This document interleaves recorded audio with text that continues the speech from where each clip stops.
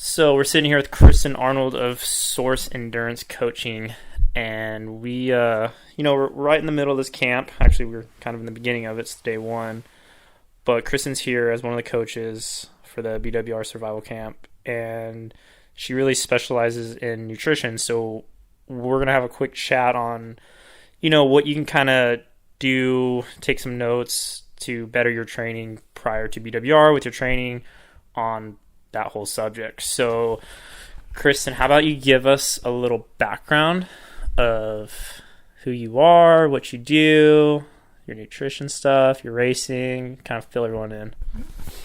Thanks for having me on the show. So I've been coaching for 3 years. I coach cyclocross, mountain, and road racers one-on-one. I have quite a few athletes actually that are peaking for Belgian Waffle Ride, so that's been fun. And I'm also a registered dietitian specializing in sports dietetics. So you're like the real deal. You're not just like someone that's like, I know about the latest diets and so I can help you out. You actually know what you're talking about. Yes, I went to college and paid a lot of money to be there for 8 years to know what I'm talking about. All right, well, let's just jump into it then. You went to college for 8 years and paid a lot for it. What can you just like, all right, I'm going to come to you and be like, hey, I want to do BWR. I've never done it. I'm a, enthusiast cyclist. I know nothing about nutrition. Lay it out. The most important thing to keep in mind is just that your body is an engine and your body needs fuel. So in order to get through an event like this, you wouldn't run your car on a zero. You wouldn't be able to drive your car on zero.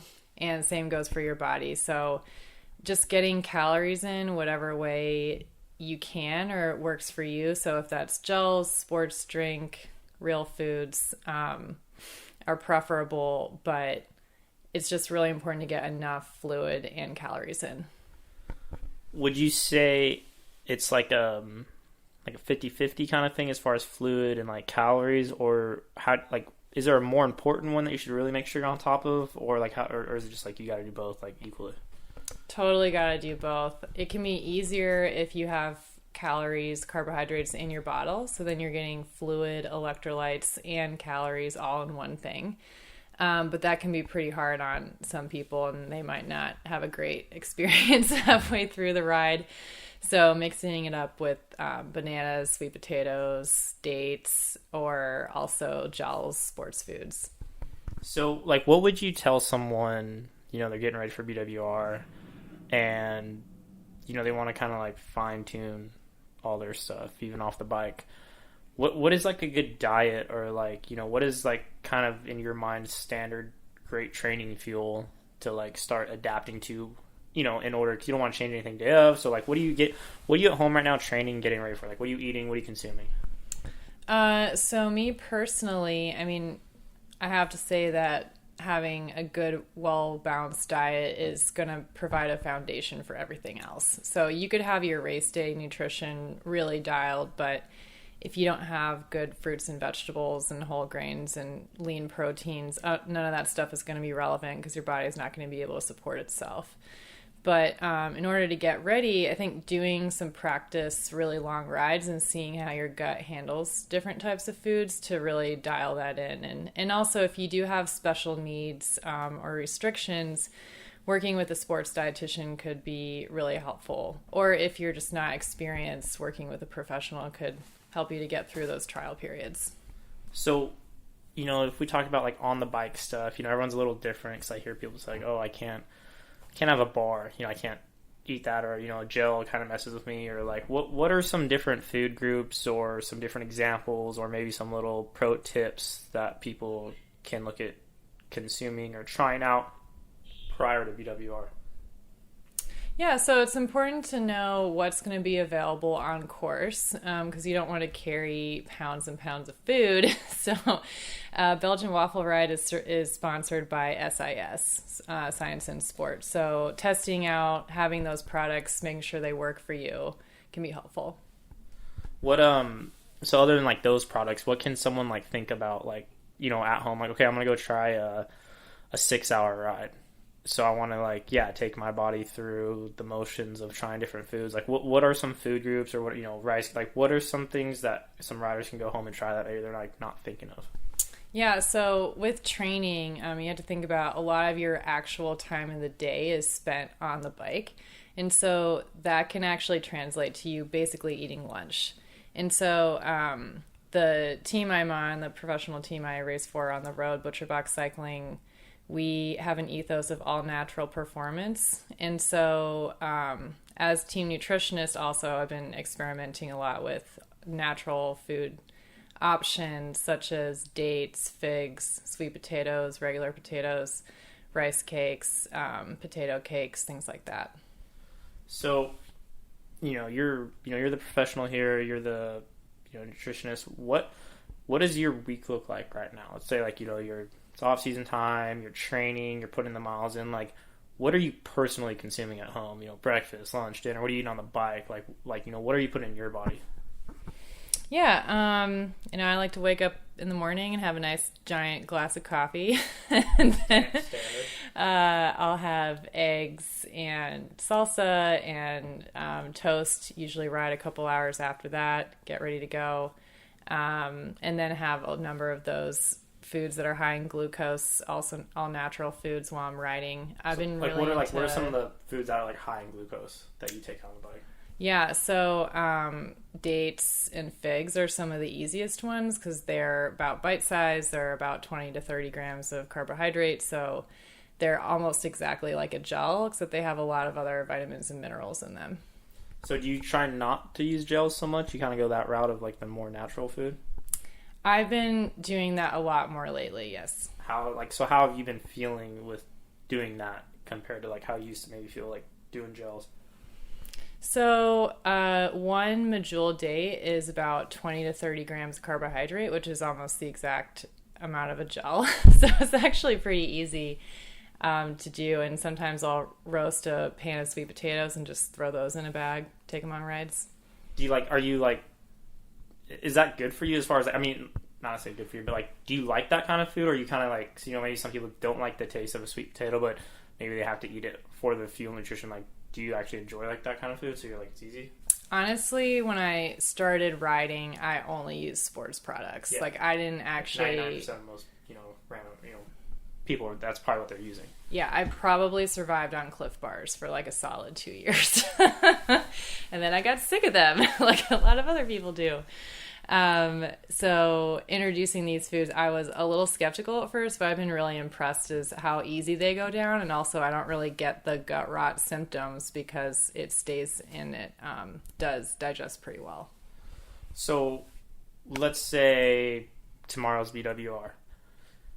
Take me through what you're going to have for dinner, breakfast, 140 miles, and like what you're going to pack in your pockets when you go to the start line. So the night before, I'll probably have a couple of sweet potatoes. This is a pretty standard meal because it's really easy when traveling. You don't need to buy a lot of stuff. So I'll go a couple of sweet potatoes, salsa, probably some butcher box meat that I brought with me or I had shipped to the house, or I'll do Greek yogurt. It's really nice on a sweet potato. Greek yogurt on a sweet potato? Mm-hmm. Interesting. Yes.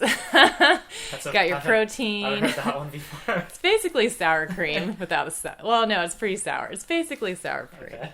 A little bit more protein. And maybe a small salad just to get some greens in. And then I usually have a snack before I go to bed. So yogurt or some kind of other protein. And then I'll get up. Oh, and I'll also probably try to chug like a liter of fluid with some electrolytes in it. And then wake up, have oatmeal, which will also have Greek yogurt in it, and nuts and seeds and fruit and a banana. Try to get as much down as I can, basically, without feeling like I'm going to throw up. Yeah, I want to say the start time is like 7-ish, so it's pretty early. So, like, what time are you trying to get all that food down right there? Ideally, I would get it down by 6. Okay. Yeah. And then, all right, so you have your oatmeal and your nuts and everything you just listed. What are you throwing in the jersey pockets when you go to the line?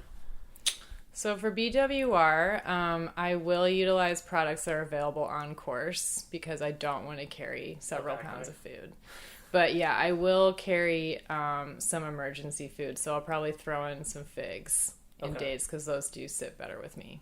Yeah, that's what I was curious about, because obviously you can't carry everything, and you're obviously eating a little differently from what's available. So, like, let's say you blow through all your figs and dates, and, you're getting towards the end, but you need to pull the gel or something. Like, will your body react differently now that you're kind of more trained on this more natural, or, like, how do you feel off that? Or how could you feel? Well, it's been great, actually. At the survival camp, I've gotten to try some of these products over the course of the 3 days we're riding here. So we'll see how it goes. Good point. By the end of the weekend. So, circling back that, we are at this survival camp right now. Like, what's your role here? Like, kind of what are you looking to come and do and, teach these people that have signed up to get ready for BWR, because they are not professionals. They need to learn stuff. They need to experience it. So, like, what are you out here doing for them? Today, I rode with what was called the fun group. We were the C group, but we called ourselves the fun group. And we have a great group of people, riders, and everyone's been really receptive to riding feedback, so I think our group is actually going to get a lot out of it. But I am passionate about coaching on and off the bike, so getting the opportunity to ride with these riders and help them have a good time to prepare for the Belgian Waffle Ride has been a great experience. So, like, looking at the crop of riders here, you're a coach, you coach a lot of people. We have a wide variety of types of riders here. What stands out to you when you see some of these riders, as far as, like, what they could work on, or a common theme going across of, like, ooh, they need help over here, or, whether, I don't know, it's positioning or their dirt handling skills. Like, what's kind of jumping out that you kind of, like, see that you want to help coach people with? Generally, I would say that I've seen today some people that could improve their bike handling skills, and that goes for riding in a group and then also riding off-road, but a lot of it is just having good balance, and so incorporating different cues to get riders to be able to balance on their bikes well. So when you say bike handling skills, like, what specifically are you seeing some riders do that you go, like, oh yeah, you need to work on that? Riding in the hoods instead of the drops on descents. You have a much lower center of gravity when you're riding in the drops than on the hoods. And then also engaging the core and relaxing the upper body. Okay. So you're seeing, like, a lot of, like, upper body sway movement, stuff like that. Like, why is that, like, not a good thing for riders to be doing? Yeah, so if you have a stiff upper body and you're steering the bike more with your shoulders and your hands, you're going to have a lot less control, because really the balance point of your body is your core, and where you're sitting is the most stable way to move your bike around. All right, makes sense. Good. So let's say, someone at home, Midwest, East Coast, never done BWR, they signed up, they're getting ready. What are some real detailed aspects, some good tips or some good, training nuggets that they can start working on at home, to get ready for, the event in May? Definitely don't underestimate the climbing. So if you have the opportunity to do long efforts, up to an hour of sustained effort, that's going to be really helpful. So, like, what kind of effort are we talking? Like a sub-threshold, or, like, certain heart rate, or, like, for, like, full hour just fully going for it, sprinting, or? Yep. So with the athletes that I do have that are in the Midwest, those on the East Coast, we've been building up to, so doing intervals starting at 8 minutes, working up to an hour accumulated time at tempo. So it's like 8 minutes on, 2 minutes off, and, like, something like that, or some, like, so where are you having them sit at that 8 minute mark? About 85 to 92% threshold. Okay. Yeah, especially for riders that have limited time to train. So it's a really effective way to hit a lot of the physiological adaptations you need to get proper training in. And then so they go 8 minutes, around 90%, 2 minutes, is it, like, fully recovery, or are they dropping it down to a certain, number? Yeah, so it's mostly easy spinning at that point. Okay. For riders that have to ride inside right now on a trainer, I use Training Peaks in a workout builder, and it holds you at around 55% threshold at those rest intervals. Okay, so some good, threshold type climbing efforts. What about what are some different diets or, trying to, you're talking about like the dates and stuff, but like, is there, maybe something else that people could try, whether it's at home or on the bike that, they could start playing with that's a little different from, the standard cliff part, as you mentioned? Yeah, as far as the options out there, I mean, there's all kinds of things you can experiment with. We are actually coming out with a cookbook at the end of the year, so you can look out for that, the Butcherbox Cycling. And it's essentially a field guide to sports nutrition, and it's meant to be used on the road. So, but just starting with really basic stuff like bulk section, dates and figs are my go-to. And like I said, roasting sweet potatoes, not really a whole lot of prep. You can throw them in really easily. All right, so you've done a little riding out here now today. You've kind of seen some of the terrain that's in BWR. So, like, for yourself, like, how would you live in Colorado, how would you go home with this knowledge to train and better yourself to come back out here to be, like, tip-top shape? Yeah, I'll probably go back home and then try to come back out as fast as I can to train here because it's so beautiful. Yeah, it really does feel like a wonderland here. I forgot how beautiful this area is.